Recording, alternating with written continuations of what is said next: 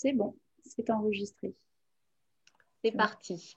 Donc, bonsoir à toutes et à tous. On est super contente de reprendre les conférences Gaïa 2021, de voir qu'il y a encore plein de monde. Donc, ça, c'est vraiment super chouette. Il y en a sûrement beaucoup d'entre vous qui connaissent un petit peu déjà le concept, soit parce qu'ils sont déjà venus, soit parce qu'ils ont lu nos multiples posts Facebook, Twitter, OFB et autres. Très rapidement, on va se présenter déjà peut-être toutes les deux, et puis après j'expliquerai un petit peu les conférences Gaïa, et puis Laetitia vous expliquera comment ça marche et qui on accueille ce soir. Alors moi, je suis Charlotte Francesia, je travaille à l'Office français de la biodiversité, donc on va reparler, et je suis donc chercheuse en écologie. Et moi, je suis Laetitia Blanc, je suis enseignante de SVT en lycée et j'ai rencontré Charlotte dans le cadre de ma thèse en écologie. Donc aujourd'hui, vous êtes bien là aux conférences Gaïa. Alors les conférences Gaïa, ça a commencé l'an dernier. Ça fait déjà, c'est le 3e cycle là qu'on commence. Et il a pour but de euh, donner la parole aux femmes scientifiques, en fait, pour qu'elles parlent de leurs recherches et qu'on entende un petit peu les femmes scientifiques parler de science et de leurs recherches au grand public, à d'autres collègues, enfin, très largement, que ce soit à des lycéens ou à des adultes ou à des plus jeunes. Ça s'adresse à tout le monde. Et ce cycle de conférences-là, il a la particularité de présenter quatre d'ailleurs, pardon, chercheuses, ingénieurs de l'Office français de la biodiversité. Donc merci aussi à l'OFB pour le soutien et puis merci aux 4 personnes qui vont venir nous présenter leurs recherches, d'avoir accepté de nous présenter un petit peu ce qui se passe en recherche, parce qu'il y a de la recherche, donc en recherche à l'Office français de la biodiversité. En 2020, on a aussi fait, en plus des webconférences, une interview. Donc, je ne sais pas si vous l'avez vue, elle est sortie le 8 mars pour la journée des droits de la femme. C'est une interview de 3 femmes scientifiques, en écologie aussi. Et donc, ça dure un petit peu moins d'1 heure. Elle est disponible sur notre chaîne YouTube, donc on pourra mettre le lien dans le chat. Et là, on a vraiment parlé du parcours de ces femmes-là. Donc, si ça vous intéresse, n'hésitez pas à aller la regarder et à la diffuser aussi. Letty, je te laisse la parole. Ouais, donc du coup, là, pour la première conférence de ce cycle-là, on accueille Cécile Richard-Hanson, qui est chercheuse en écologie donc à l'OFB, l'Office français de la biodiversité. Et elle est spécialisée dans l'étude de la grande faune sauvage des forêts de Guyane. Donc apparemment, elle étudie plusieurs espèces dans le but de comprendre leur interaction avec leur écosystème et avec l'homme qui semblerait chasse la plupart de ces espèces. Donc ces études permettent de comprendre comment mieux gérer ces espèces-là dans ce cadre un petit peu particulier. Donc là, avant qu'elle se lance, je vais faire juste quelques petits rappels pour des petits rappels techniques. Donc déjà, il faut que tout le monde coupe le micro. Donc là, j'ai l'impression que ça a l'air d'être bon. Voilà, pour pas interférer avec la conférencière.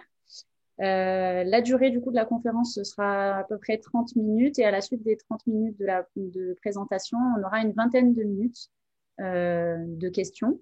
Donc, si vous avez des questions pendant la conférence, vous n'hésitez pas à les poser dans le chat. Donc, pour y accéder, en bas de votre écran, vous avez une petite bulle, comme une bulle de BD. Vous cliquez dessus et puis vous écrivez vos questions. Nous, on les prend en charge et en fait, on les transmettra à la conférencière à la fin, durant la phase de questions. Mais voilà, si elles vous viennent au moment de la conférence, n'hésitez pas à les inscrire. On reste assez vigilants. Donc voilà, je pense que j'ai fait à peu près le tour. Donc du coup, maintenant, c'est à toi, Cécile. Ok, bonsoir tout le monde. Merci d'être tous là.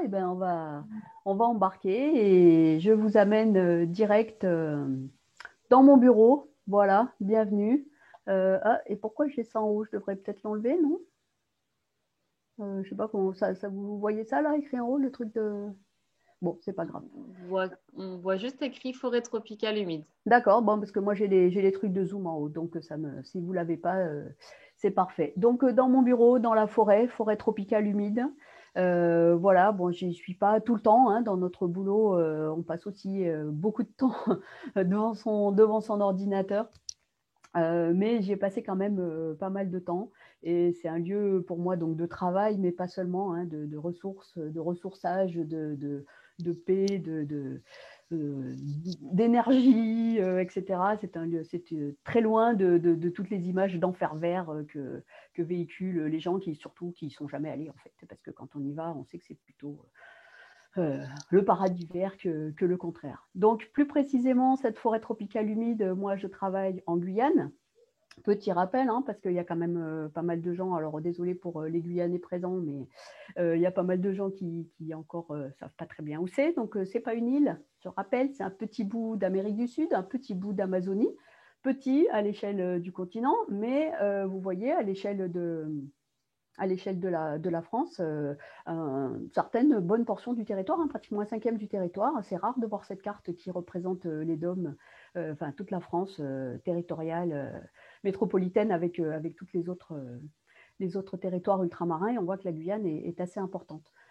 Ce territoire, il est couvert quasiment, donc 94-95% de forêt tropicale continue. C'est assez rare, hein, pour être noté. En Amazonie, il y a énormément de problèmes de fragmentation. En Guyane, on n'a pas encore trop, pour l'instant, ce problème. Donc, vous voyez, c'est de la forêt à perte de vue. Pour être bien plus précis, on est là pour aussi être précis, apprendre un peu des choses. C'est pas l'Amazonie au sens propre, hein, ça y ressemble, mais ça fait partie d'un écosystème un peu à part qui s'appelle le bouclier des Guyanes ou le plateau des Guyanes, avec plus de relief. Donc c'est cet ensemble qui a les 3 petites Guyanes et un bout du Venezuela.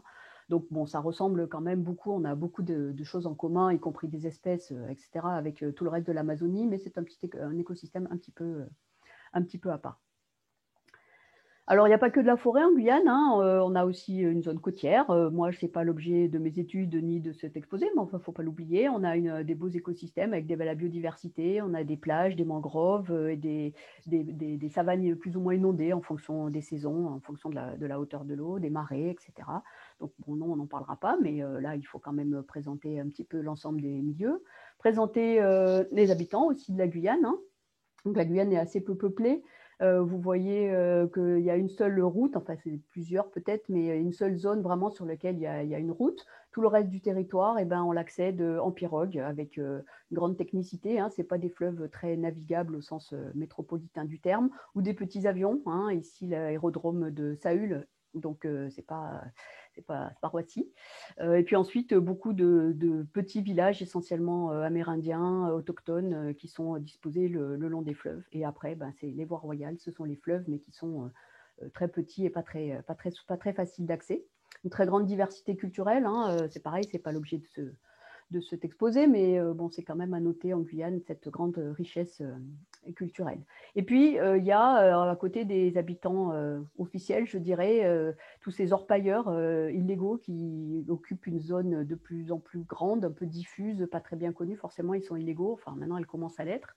Donc, je vais faire un petit aparté, hein, ce n'est pas tout à fait dans mon sujet, mais on ne peut pas parler de la Guyane sans essayer d'alerter les gens qui ne sont peut-être pas encore aussi au courant sur ce fléau que subit la Guyane, qui est l'orpaillage illégal, avec ces atteintes à l'environnement très importantes, y compris dans des zones protégées, hein, qui ont énormément de mal à rester protégées, à le faire respecter, comme le parc amazonien. Toutes les taches rouges, c'est des endroits où des sites d'orpaillage illégal ont été trouvés. De la pollution le long des fleuves, hein, toute cette boue qui se déverse, ce n'est pas du tout la couleur normale des fleuves, ça c'est la couleur normale. C'est clair, même si ça a l'air foncé là, mais l'eau est transparente. Et ici, c'est des fleuves qui étouffent toute vie. Moins connu peut-être, énormément de misère humaine, hein, qui va avec ça, et beaucoup de conflits avec les populations autochtones. La pollution, alors l'or, ça s'extrait avec du mercure ou du cyanure, hein, au choix, c'est super. Toutes sortes de pollution, de la déforestation, bien sûr. L'essentiel des problèmes de déforestation en Guyane, ça vient quand même de l'or, paillage. Et c'est en lien avec le coût de l'or, hein. Plus l'or est cher et plus il y a de la déforestation. Ça a été montré par des collègues de l'UMR Ecofog qui travaillent en Guyane sur ce sujet. Et puis en plus, par-dessus tout ça, bien, il y a toutes les mines légales, les demandes, les concessions, les permis d'exploitation, souvent étrangers, qui sont en Guyane. Donc si vous êtes intéressé, hein, ce n'est pas du tout le sujet ici, il y a ce livre qui raconte un peu, qui documente assez bien tout ce qui se passe en Guyane, et ce rapport de collègues de l'OFB qui est téléchargeable sur le site. Fermez la parenthèse, on repart en forêt. propre. Là, c'est beau, c'est vert, c'est des arbres et de l'eau. C'est une biodiversité incroyable, hein, végétale, animale, etc.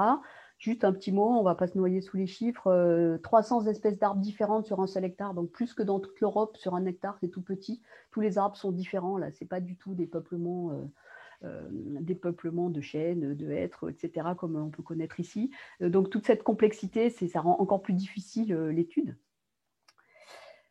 Alors voilà pour le décor qui est planté. Alors maintenant les acteurs, en tout cas les miens, enfin ceux auxquels je m'intéresse. Donc c'est surtout, moi je travaille uniquement sur la grande faune, hein, comme on l'a spécifié un peu en entrée. Donc les grands vertébrés, moyens grands vertébrés, on va dire.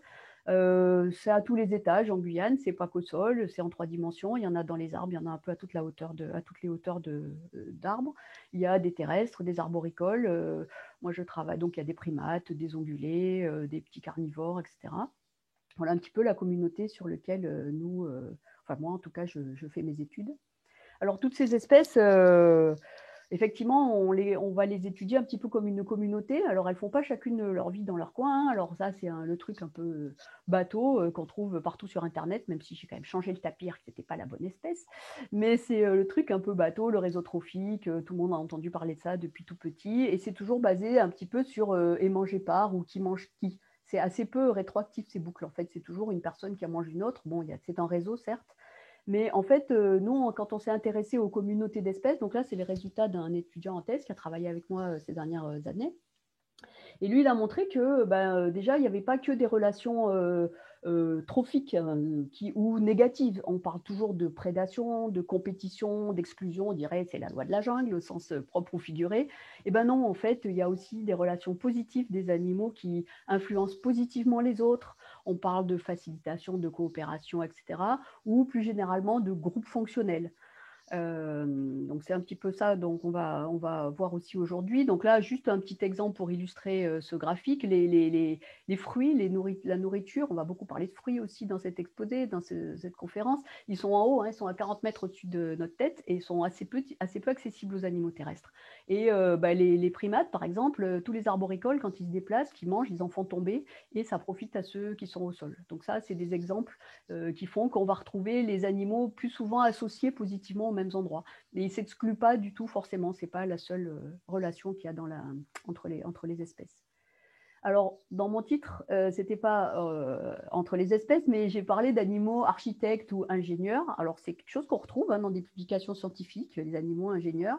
Qu'est-ce que ça veut dire? Alors, je vous ai mis un castor. Faites pas dire ce que j'ai pas dit. Il n'y a pas de castor en Guyane, hein. Mais quand on parle d'un animal qui va modifier son environnement, voilà, c'est peut-être ça auquel on va penser tout de suite. Effectivement, ils modifient complètement leur environnement. Ils transforment un fleuve en lac, et donc ça change l'écosystème.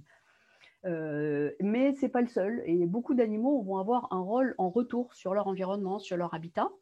Donc, c'est ça qui va nous intéresser. Ils vont structurer même le paysage, ils vont structurer leur environnement. Peut-être pas de manière aussi évidente que le castor, mais aussi de manière tout à fait intéressante. Et on va étudier ce rôle fonctionnel. On va parler de traits fonctionnels qui sont un petit peu, qui reflètent ces rôles qu'ont les espèces dans l'ensemble de l'écosystème. Et on va, au lieu d'étudier un animal, on va peut-être étudier un ensemble d'animaux qui ont ce rôle fonctionnel. C'est des nouvelles orientations un petit peu, enfin c'est une tendance un peu actuelle. Et c'est important dans la conservation aussi, hein, parce qu'on voit qu'on conserve un écosystème avec toutes les relations qu'il y a dedans. Conservation, ça ne veut pas dire mettre sous cloche et puis on garde tout, mais on veut garder le fonctionnement. Tout petit aparté, je ne sais pas, vous entendez parler souvent de services écosystémiques, ce n'est pas ça dont je vais parler moi. Quand on parle de services écosystémiques, c'est effectivement le rôle des animaux dans l'écosystème, mais c'est avec une idée de l'utilité pour l'homme à la fin. Ce n'est pas mon propos ici, c'est un autre sujet. Alors, plus précisément, une des mes premières stars, premiers animaux préférés, le pécari à lèvres blanches. C'est une espèce qui peut vivre par troupeau jusqu'à 300.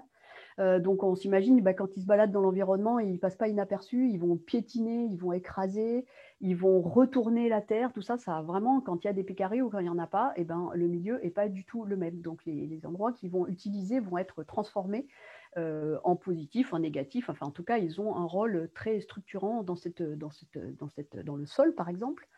Ils vont aussi, ici vous voyez, ils font un petit peu comme les sangliers, hein, ils font des souilles, ils font des bauges, ils se baugent. Alors pareil, c'est des grands groupes, hein, donc ça fait des mares pas forcément grandes, mais qui sont bien tassées et qui créent des points d'eau qui sont utilisés pour les amphibiens.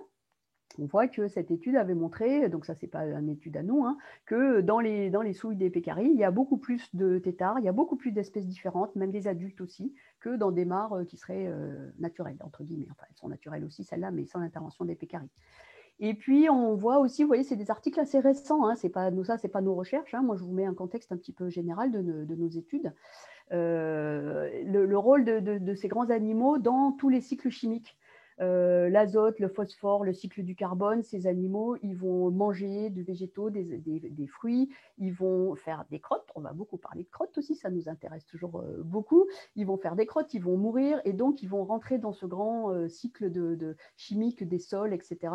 Et on s'aperçoit que ça a été peu étudié jusqu'à maintenant, mais que maintenant ça vient un petit peu sur le devant des études. Alors après, on va beaucoup parler dispersion des graines. C'est un petit peu en Guyane, il y a énormément d'animaux frugivores. Enfin, en Guyane, dans ces milieux-là, il y en a partout. Il y en a beaucoup dans ces milieux tropicaux, mais c'est un phénomène assez général. Et oui, ça fait marrer les gens qui ne sont pas dans la partie, mais il y a un groupe Facebook qui s'appelle Frugivore et Dispersion des fruits. Il y a des scientifiques qui se réunissent par centaines tous les ans pour faire des grands colloques pour parler de la frugivorie et de la dispersion des graines par les animaux. Donc, ça concerne tous les types d'animaux, les petits oiseaux, les chauves-souris. Alors là, on a des exemples plus ou moins guyanais. La chauve-souris, je vous avoue que je l'ai prise sur Internet, j'ai aucune idée si elle est de Guyane ou pas, mais tous les autres, c'est des photos de nous. Vous avez l'agouti, on viendra dessus, les primates qui mangent des fruits, vous avez les ongulés. Chez nous, on n'a pas trop l'habitude peut-être qu'ils mangent des fruits. Là, il a une graine dans la bouche, un petit cariacou. Et vous avez même les carnivores. Alors, ils sont carnivores de leur classification, mais en fait, ils mangent des fruits, donc ils sont frugivores d'alimentation. Ils nous ont laissé un joli petit cadeau. Et on sait bien qui c'est qui l'a fait, puisque cette jolie Taira a eu la gentillesse de venir signer son méfait devant nos pièges photos. Voilà, donc quand on a trouvé ça, vous avez vu, c'était un joli tas de graines qui a été déposé là par la Taira. Donc, elle qui est effectivement un carnivore, c'est un peu une grosse martre de Guyane. Et puis, petit clin d'œil aux autres collègues de l'OFB, comme je vous disais, il n'y a pas que la Guyane, il n'y a pas d'ours en Guyane non plus, mais ici aussi en métropole et dans des milieux montagnards, la neige, ça c'est une photo que j'ai prise la semaine dernière, et c'est pareil, un grand rôle en fait des animaux dans la dispersion des graines, soit par leur alimentation, soit accrochés à la fourrure, etc. Donc la dispersion des graines, c'est un phénomène, enfin l'alimentation, la frugivorie, c'est un rôle très important. Pourquoi c'est important? Pourquoi on va les appeler du coup les jardiniers des forêts? Je vous ai mis des trucs un peu dans toutes les langues qu'on trouve sur Internet parce que c'est vraiment une préoccupation générale, internationale. Il n'y a pas que moi ou que nous qui nous occupons de ça. Et donc, pourquoi les jardiniers des forêts? Pourquoi c'est important ce rôle? Parce que en fait, on sait depuis pas mal d'années, grâce à des études, que les graines ont très peu de chances de survie quand elles restent au pied de l'arbre. Et que plus on s'éloigne du plan mère, ici on a un arbre qui a fait des fruits, et les plantules qui sont au pied, elles ont très peu de probabilité de survie, alors que de germer, les graines de germer, alors que plus on s'éloigne et plus elles vont bien germer, et elles vont avoir des chances de survie. Au pied de l'arbre, il y a beaucoup de prédation, il y a plein d'insectes qui viennent, ça pourrit, etc. Ils sont à l'ombre, il y a la compétition avec les parents, etc. Donc, en gros, s'il n'y avait pas les animaux pour les disperser, il y aurait beaucoup de problèmes pour ces arbres de s'étaler, de prendre la place, de se reproduire et même tout simplement d'avoir de la descendance qui survit. Donc, c'est une hypothèse qui s'appelle Johnson-Connell, sur laquelle énormément de gens travaillent, sur cette importance de la distance. Alors, il y a d'autres espèces d'arbres qui n'ont pas besoin des animaux. Hein. Il y a des fois le vent, bien sûr, mais enfin, il y a beaucoup d'espèces, en particulier en milieu tropical, qui ont vraiment besoin des animaux pour cette dispersion.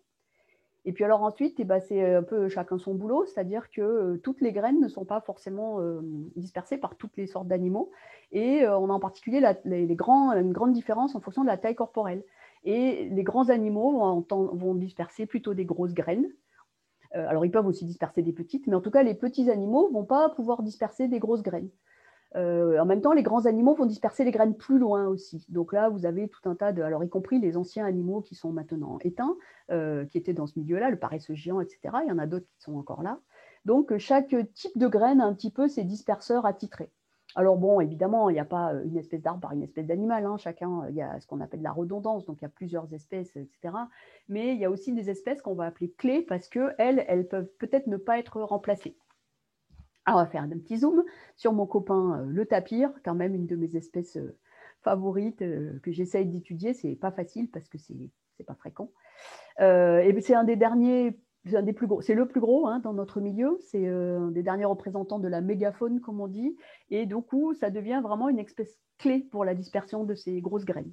D'autant que, par exemple, le tapir, il est connu dans certaines conditions, pas partout, hein, pas toujours en Guyane, mais souvent pour aller faire ses crottes. Alors, hein, moi, je parle toujours beaucoup de crottes. Vous avez un énorme tas de crottes de tapir. Hein, c'est un cousin du cheval. Vous voyez, on dirait un gros cotin de cheval. Et ils ont tendance à faire leurs crottes dans des latrines concentrées. Et il y a un chercheur qui avait montré au Brésil que du coup, ça faisait vraiment des bouquets de palmiers, quoi. Donc, la structure de la forêt, elle dépendait de l'endroit où le tapir allait faire ses crottes. On ne peut pas parler de dispersion des graines sans parler de notre copain l'agouti aussi.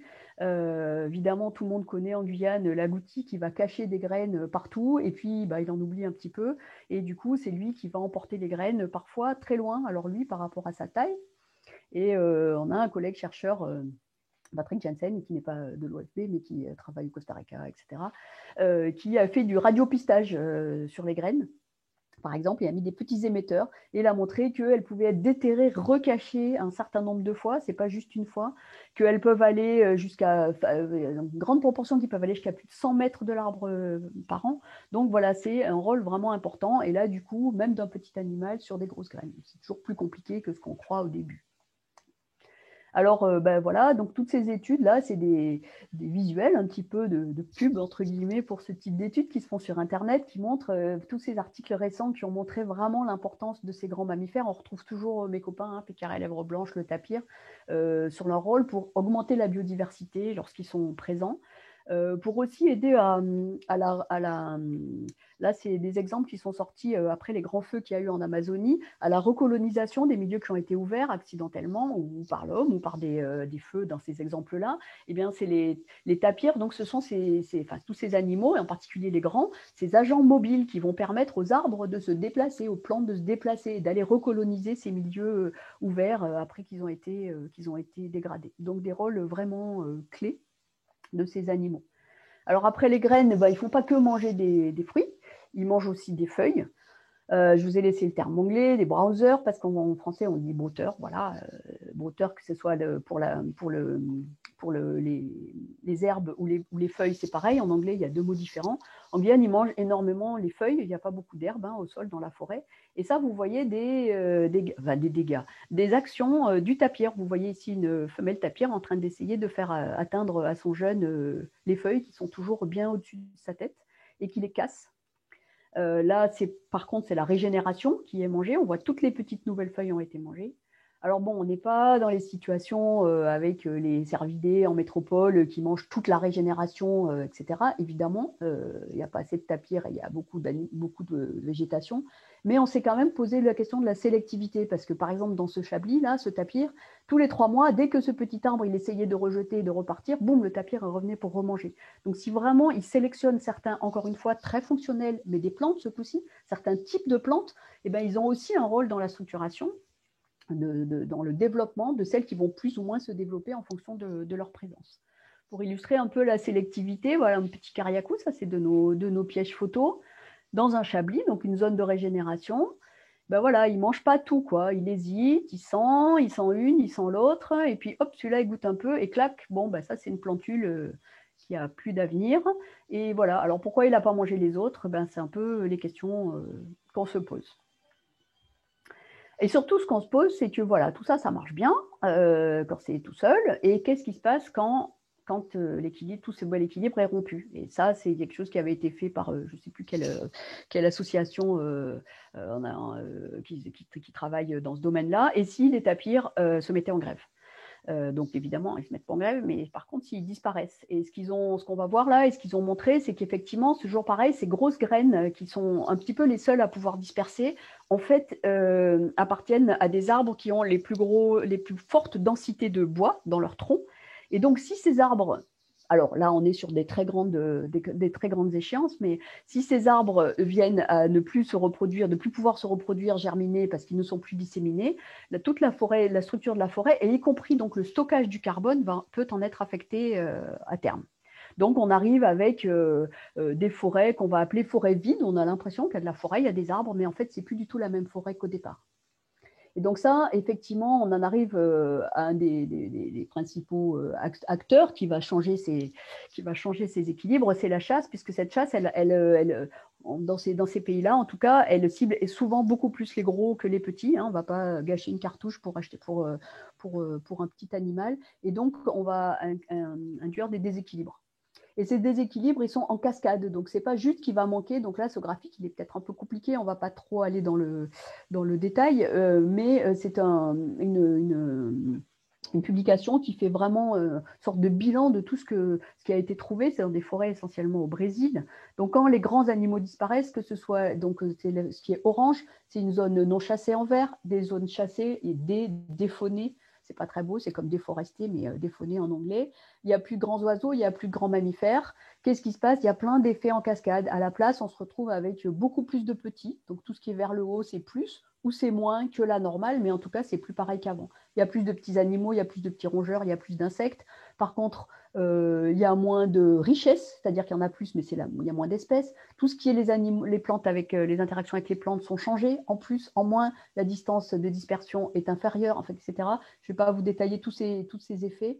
Et après, évidemment, tout ce qui est les processus qui en déduisent, qui en découlent, tout est déséquilibré en plus ou en moins, y compris le stockage de carbone que vous voyez ici. Donc, c'est une publi de Carlos Pérez qui a essayé de modéliser à très long terme et sur toute l'Amazonie, qu'est-ce qui se passerait au niveau stockage du carbone, au niveau biomasse végétale, donc qui est stockée dans les troncs des arbres, s'il n'y avait plus les grands singes, et là, encore pire, s'il n'y a plus ni les grands singes ni les tapirs. Ici, vous avez l'exemple de la distribution des nutriments au sol, on en a déjà parlé, ou de la distribution des palmiers quand il y a des pécarés à lèvres blanches ou quand il n'y en a plus. Ça, c'est des exemples aussi au Brésil. Vous voyez, c'est des études très récentes. Quand il n'y a plus les pécaries, les palmiers sont tous agglomérés. Ok, alors on a fait un peu de théorie, tout ça, parce que maintenant on va venir plus précis. Concrètement, en Guyane, est-ce qu'on est concerné ou pas? Tout ça, c'est bien théorique, mais voilà. Bon, c'est quand même important de se caler sur ce que font les autres. Quand on fait de la recherche, on n'est pas tous à cogiter dans notre coin. On échange, on lit des publis et on se dit comment ça se passe ici? Est-ce que ça va être pareil ou pas pareil? Peut-être on va démonter l'hypothèse d'un autre ou la conforter. Donc, c'est ça que je voulais vous montrer, que c'était une préoccupation vraiment générale. Mais pour avoir toutes ces données, faut aller les chercher quand même. Donc, comme vous avez vu en Guyane, c'est rigolo. Je ne vais pas me plaindre. Moi, c'est ce que j'adore faire. Mais ce n'est pas simple. Il faut y aller en pirogue, il faut tirer, on coule. Quand on a des sous, on arrive à trouver de l'argent, on y va en hélico pour aller dans des zones encore plus loin où il n'y a pas de chasse, par exemple, pour pouvoir comparer. On passe 10 jours comme ça, tout sale, sous une tente. Voilà, bon, c'est fabuleux, c'est la partie du boulot que j'adore, mais du coup, ça fait que c'est très long, très cher et assez compliqué d'accumuler assez de données pour tout bien comprendre. Comment on fait pour avoir toutes ces données? Donc, on repasse encore bien dans du concret, toutes ces méthodes qu'on va mettre en place. Alors, on a parlé beaucoup de comptage, enfin, on n'en a pas parlé, mais on a dit il y en a plus, il y en a moins des animaux. Ce n'est pas vraiment des comptages, c'est des indicateurs d'abondance. On sait bien qu'on ne va pas compter tout, donc on va faire ce qu'on appelle des transects. On se balade sur un layon, on regarde tout ce qu'on voit, on mesure, on sait qu'on en loupe. Donc après, il y a plein de calculs, plein de stats. On a des protocoles très stricts, on ne fait pas non plus, ce n'est pas de la promenade, et on arrive à en déduire des densités, des abondances. Ce qu'on ne peut pas voir, on les fait des piégeages photos. Là, c'est pareil, les gens croient qu'on ne fait rien parce que les appareils bossent tout seuls, mais c'est du gros boulot de terrain avec des kilomètres carrés à parcourir. Après, on identifie, par exemple, ici sur le tapir, on les identifie à des marques et puis on arrive à en déduire un peu combien il y en a. Bon, après, on va collecter des échantillons. Alors, avec les chasseurs, par exemple, on va récolter les mâchoires, savoir quel âge ils ont. On va prendre des bouts de poils ou de viande, de chair quand ils sont tués pour faire de la génétique. On va aller plus loin, on va essayer de les capturer. Vous avez vu l'importance des déplacements aussi, où est-ce qu'ils vont, sur quelle superficie ils se déplacent. Donc, et ben là, on va les capturer pour leur mettre des colliers émetteurs, etc. Donc, avec différentes méthodes. Hein. Tout ça, c'est beaucoup de boulot. Alors, en métropole, les gens trouvent ça, c'est facile, j'ai capturé 50 chevreuils. Non, nous, c'est 3-4. Hein. On a eu un tapir, 5 pécaris, enfin une quinzaine de pécaris, c'est plus compliqué. Donc voilà, ça, c'est quelques espèces qu'on a étudiées en Guyane en télémétrie, classique ou avec des GPS. Et puis, on travaille avec les chasseurs aussi, parce qu'on a vu que la chasse a une influence, donc il faut aussi comprendre l'influence de la chasse. Quelques résultats, un peu rapides, je ne vais pas trop rentrer dans le détail. Ici, vous avez sur tout un tas de zones sur lesquelles on a fait ces études d'abondance, et puis sur des espèces, en vert, c'est des zones qui ne sont pas chassées, avec les abondances assez élevées, variables mais élevées, et quand c'est chassé, on voit que c'est plus bas. Alors, ce n'est pas forcément dramatique quand c'est plus bas, mais il faut que ça reste à un niveau où ça joue encore son rôle dans l'écosystème. Il peut très bien être un peu plus bas, mais voilà, ça continue à fonctionner. Par contre, il faut être vigilant quand ça arrive à des seuils très bas, voire à des éradications, où là, tout le processus est arrêté. Alors, en Guyane, effectivement, là, on a modélisé un petit peu les zones où on sait où la chasse est vraiment importante, c'est celle où on peut le mesurer. Bon, on a toute cette zone intérieure un petit peu plus incertaine, hein, avec toutes ces présences de clandestins, qui est moins facile à étudier. Alors, vous voyez, même le New York Times se préoccupe des pécaris à lèvres blanches. Hein, c'est pas que nous. Et en Guyane, on a montré effectivement alors, c'est des indices, je ne vais pas trop rentrer dans le détail parce qu'on n'a pas le temps, mais vous voyez, les deux types d'indices sur 15 ans ont montré absolument cet effondrement des populations de pécaris qui maintenant repart. Hein. Je n'ai pas les toutes dernières données, mais on sait que maintenant, on en voit de plus en plus. Donc, on a montré avec plein d'autres chercheurs qu'il y avait des cycles de population. Ce n'est pas que la chasse du tout qui fait influence sur cette espèce. C'est un cas particulier. Par contre, si jamais la chasse est abusive dans ces zones, de ces périodes de grande fragilité, là, c'est sûr qu'on arrive à des extinctions dans certaines zones. Pas en Guyane, pour l'instant. Dispersion des graines, comment on fait pour l'étudier? On revient à notre cher crottin. Hein, on va le ramasser, on va le trier, le sécher, isoler les graines, demander à des botanistes de nous aider à identifier les plantes. On va utiliser des méthodes beaucoup plus pointues maintenant en extrayant l'ADN de tout ça. On va faire une sorte de jus de crotte dont on extrait l'ADN et ensuite, avec tout un tas de collaborations, on ne fait pas ça tout seul. Et on arrive à déduire un petit peu justement ces plantes qui sont broutées ou pas broutées et tous les problèmes de sélection vous voyez ces grosses graines qui étaient dans les crottes de tapir, d'ailleurs on parlait de ça. Puis après on a aussi travaillé avec les ethnologues qui nous aident à intégrer les connaissances traditionnelles. Alors, il y a d'autres collègues, là c'est pas nous, c'est le Muséum d'histoire naturelle par exemple qui eux mesurent directement la dispersion. Ils ont fait pas mal d'études là-dessus et on voit, là, ils ont mesuré la disparition en fait des graines, parce qu'on voit cette espèce, là, c'est un virola, soit on trouve ça par terre, il y a tout, soit on trouve plus que la coque et la graine a été mangée. Donc, selon que la zone est chassée ou pas, on a des résultats, on voit bien qu'il y a une grande différence. Et sur l'abrutissement, alors abrutissement, c'est un nom un peu rigolo aussi, mais c'est effectivement le fait de brouter. On retrouve notre petit cariacou dans son chablis, on a mesuré l'épaisseur des feuilles, la dureté, etc., pour essayer de voir qu'est-ce que c'est qui préférait. Donc ça, c'est des études qu'on est en train de développer. On n'a pas vraiment encore des résultats, mais on commence à voir ces préférences.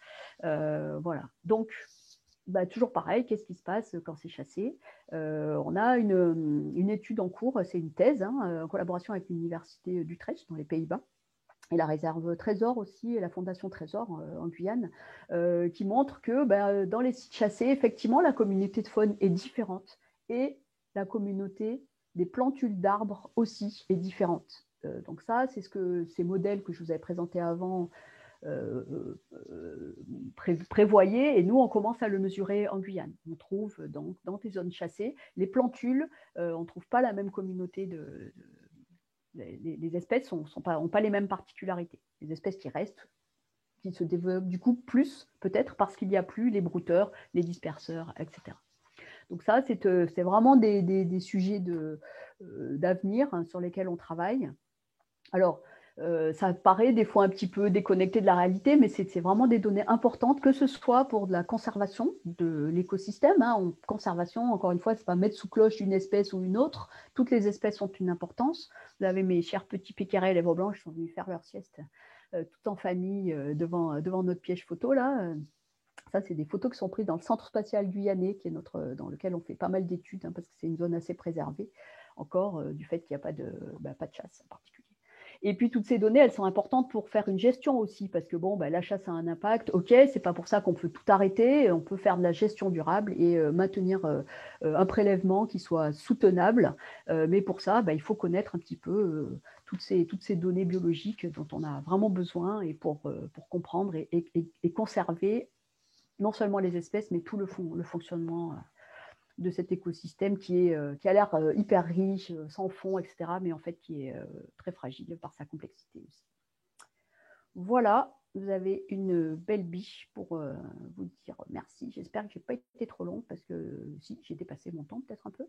Voilà, et voilà, merci. Super, merci Cécile. Bon, alors on a des questions. Hop là. Oui. Pardon, je vais peut-être couper mon partage d'écran. Ouais, pas de souci. Je ne sais plus où c'est.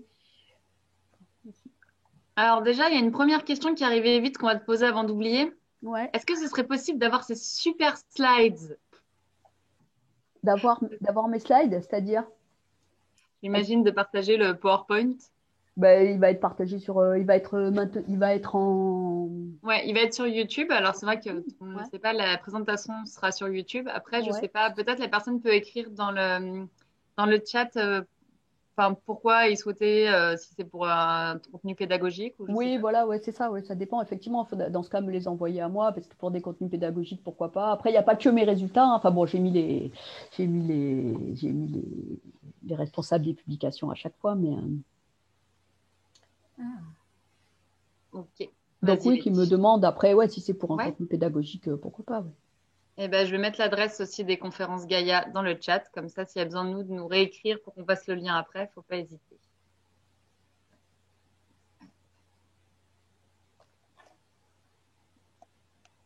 Vas-y, Laetitia. On va peut-être démarrer par la question d'une élève d'une école du coup en Guyane qui demande depuis combien de temps est-ce que vous travaillez sur la faune guyanaise? Ça fait au moins 25 ans. Au moins 25 ans. En Guyane en 93 et j'y suis toujours restée, sauf ces 2 dernières années là où je suis rentrée un petit peu en métropole. Mais du coup, j'ai fait plein de programmes les uns après les autres et ça fait 25 ans. Et là, j'y retourne recommencer, continuer dès cet été. Et est-ce que vous pourriez dire en juste quelques mots quel a été votre parcours pour arriver à votre métier? Ouais, alors j'ai fait des études en éco-éthologie, c'est-à-dire le comportement animal en milieu naturel. Donc j'ai fait une thèse, un doctorat que j'avais fait en métropole d'abord à Toulouse, basé à Toulouse. J'avais fait sur les Pyrénées, sur l'Isard des Pyrénées, donc pas de rapport direct. Mais ensuite, presque tout de suite après ma thèse, je suis partie et travaillais en Guyane sur différents projets, différents programmes avec le parc amazonien, la mission pour la création du parc d'abord, etc. Et ensuite, finalement, à l'ONCFS, puis maintenant à l'OFP. Donc, les études, c'est universitaire jusqu'au doctorat. Okay. Charlotte, je te laisse enchaîner. Ouais, il y avait une question, il y avait 2 questions, mais il y en a une qui a été à moitié répondue aussi dans le chat sur le tapir, de savoir quel était son habitat, est-ce qu'il habite uniquement en forêt, quelle est sa taille? Alors, il peut faire il y en a qui disent jusqu'à 300 kilos, mais enfin, bon, 150, 180 kilos, c'est un gros bestiau. Après, quand on le voit, on est toujours un peu étonné que c'est pas si gros. Ça arrive aux genoux, en fait, pour des tapirs de taille moyenne. Il doit y en avoir qui sont un peu plus costauds. Et oui, ça vit. Alors, en Guyane, on le trouve uniquement en forêt. Après, il y a la grande spécialiste du tapir qui s'appelle Patricia Medici, qui travaille dans le Pantanal au Brésil, où là, ils ont ces photos des fois qu'on a vues, là, qui n'étaient pas forcément les nôtres, qui étaient, eux, alors vraiment dans des sortes de Pantanal, c'est des grandes zones ouvertes, un peu marécageuses, et là, ils sont beaucoup plus dans des milieux ouverts. En Guyane, peut-être ils traversent un petit peu les savanes, mais on n'a pas beaucoup de savanes. Donc, okay. Après, on a une question concernant la dispersion des graines. Ouais. En quelle proportion la dispersion des graines par ces espèces contribue à la survie des forêts? Autrement dit, est-ce que focaliser les efforts sur la conservation d'espèces qui participent à la dispersion des graines pourrait permettre la protection efficace des forêts? Alors, des forêts en général, oui, je pense qu'effectivement, c'est un ensemble, effectivement. Alors, en Guyane, en tout cas en milieu tropical, il y a eu, je ne me souviens plus du chiffre exact, mais il y a vraiment une très très forte proportion des arbres qui sont dispersés par des animaux. C'est pas peut-être le cas, je connais beaucoup moins bien les milieux tempérés, hein, je suis partie depuis trop longtemps, où c'est peut-être pas forcément toujours le cas dans les milieux tempérés, mais en milieu tropical, il y a la frugivorie, c'est vraiment une partie très très importante. Donc effectivement, conserver l'ensemble de la faune en état de marche, ça conserve. Après, bon, il ne faut pas couper la forêt non plus.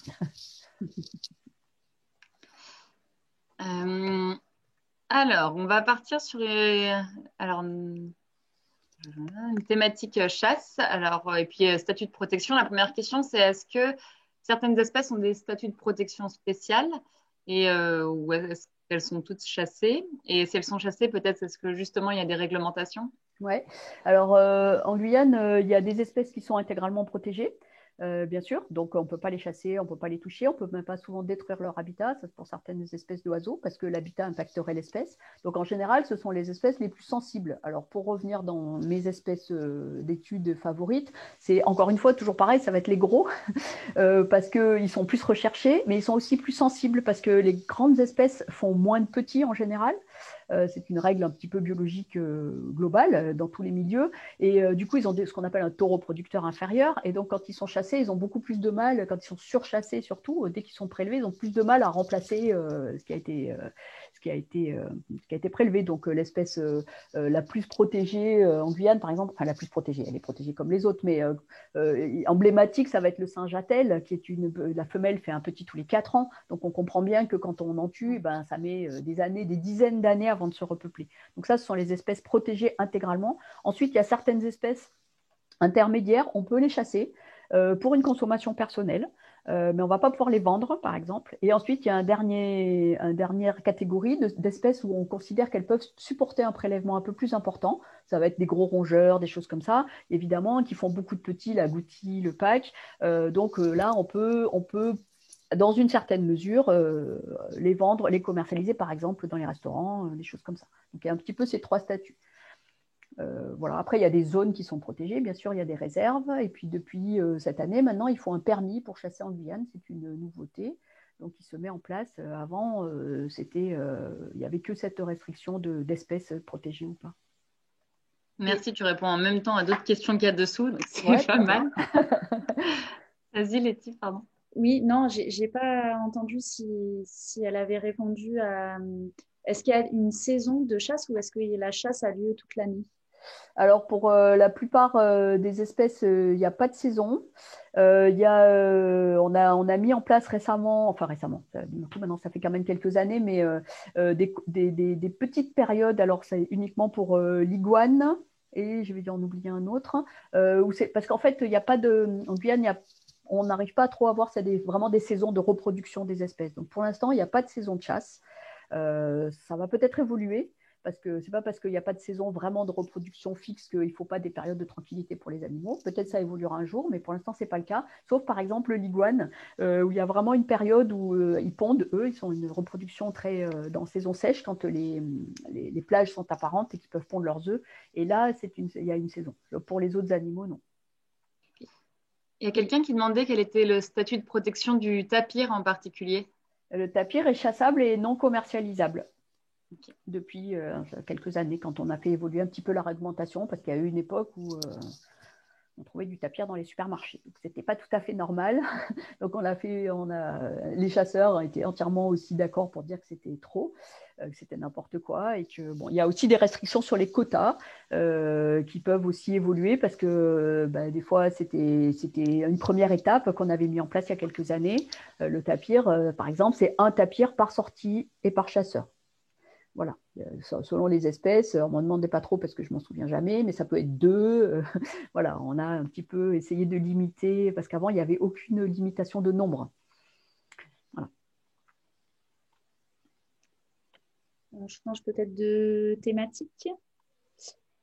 Alors, on a eu des questions concernant la communication avec la population locale. Est-ce que il y a des informations qui sont transmises concernant vos résultats à la population locale ou l'administration pour sensibiliser la population? Et qu'est-ce qu'ils pensent de tout ce que vous pouvez leur transmettre? Eh ben, on essaye, mais c'est vrai que c'est difficile. C'est difficile parce que on n'est pas nombreux, parce qu'on ne peut pas tout faire. Mais oui, bon, on en parlait un petit peu avant. Des fois, on fait des interventions dans les écoles. On a fait c'est des collègues de la direction Outre-mer hein, qui font aussi beaucoup de communication, que ce soit sur nos études ou sur les tortues, par exemple. J'ai vu qu'Anaëlle était connectée tout à l'heure. Donc oui, on essaye. Évidemment, il faut. C'est compliqué, il faut trouver les bons moyens aussi pour communiquer parce qu'on fait des plaquettes, on fait des petits livrets. Bon, ça n'atteint pas forcément tout le monde. Quand on peut comme ça nous donner l'occasion de faire une conférence, moi j'en ai eu fait déjà en Guyane, et on fait. C'est difficile de toucher tout le monde, tous les types de population, les villages isolés encore plus. Bon, après, évidemment, il y a le travail aussi, par exemple, avec le parc amazonien. Moi, je travaille beaucoup avec les collègues du parc amazonien. Et là, il y a toujours aussi une restitution dans les villages quand on fait des études, par exemple, les études sur la chasse qu'on a fait avec les populations du Sud. Là, on se déplaçait, on restituait les résultats, parce qu'en plus, c'était les chasseurs qui participaient à nos études, donc c'est encore plus normal de restituer. Mais ce n'est pas toujours facile, parce que on dit on fait une conférence, et puis si tout le monde ne vient pas forcément, c'est pas facile. Hein. C'est un vrai problème, parce qu'il faudrait le faire plus, mais c'est pas évident. Et justement, il y a une question un petit peu dans ce thème-là aussi qui demande est-ce que les pays limitrophes s'impliquent dans la préservation des espèces que tu as citées? Alors au Brésil, la réglementation sur la chasse est extrêmement dure.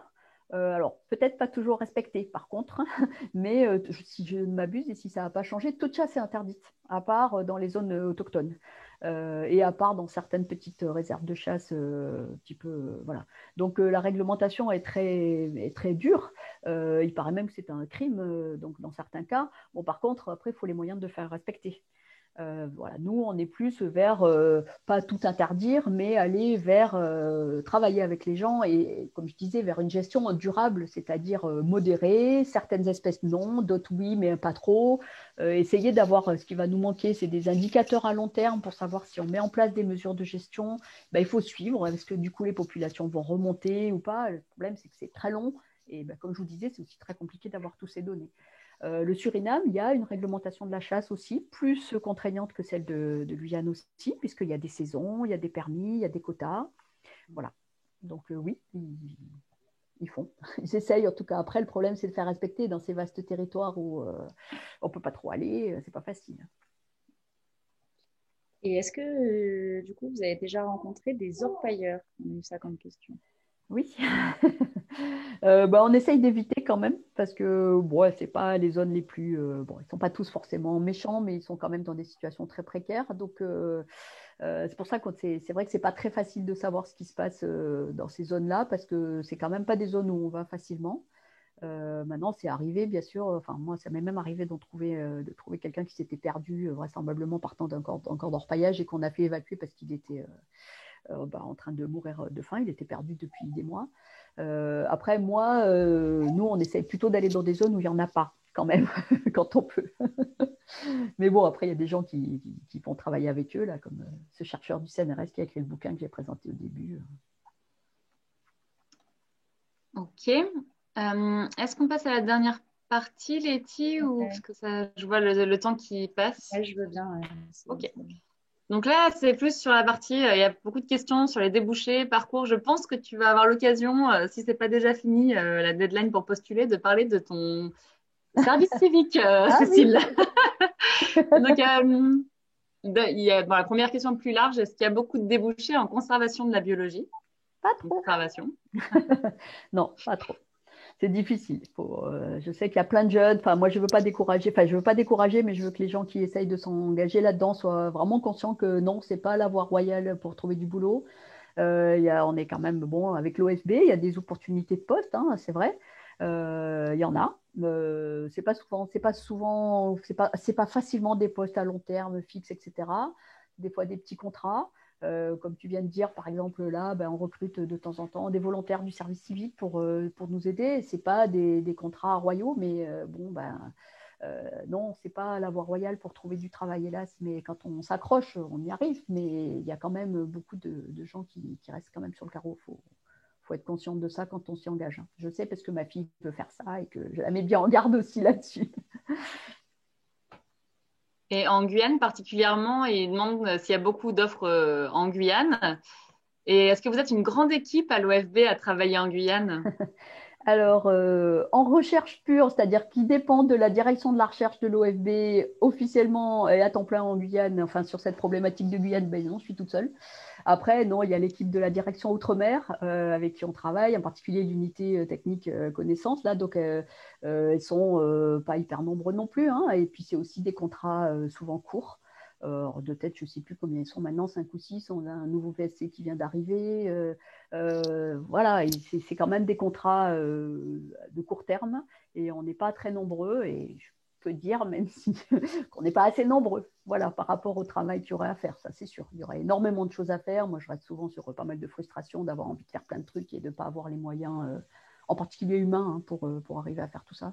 Sachant, comme je vous ai dit, que c'est long, que c'est compliqué, hein, quand on a capturé des cochons bois. Rachel doit m'écouter. C'est une application de tous les instants, de tous les jours, de tous les matins, parce qu'on n'est pas assez nombreux pour justement avoir des gens sur le terrain. Et nous, en plus, pour faire les analyses, il faut être partout. Il faut faire du terrain, il faut aller chercher des sous, il faut justifier les sous qu'on est allé trouver, il faut faire des publics scientifiques pour montrer qu'on travaille bien, parce qu'il n'y a que la validation par des publics scientifiques qui montre que notre travail est correct. Sinon, on pourrait dire un peu n'importe quoi.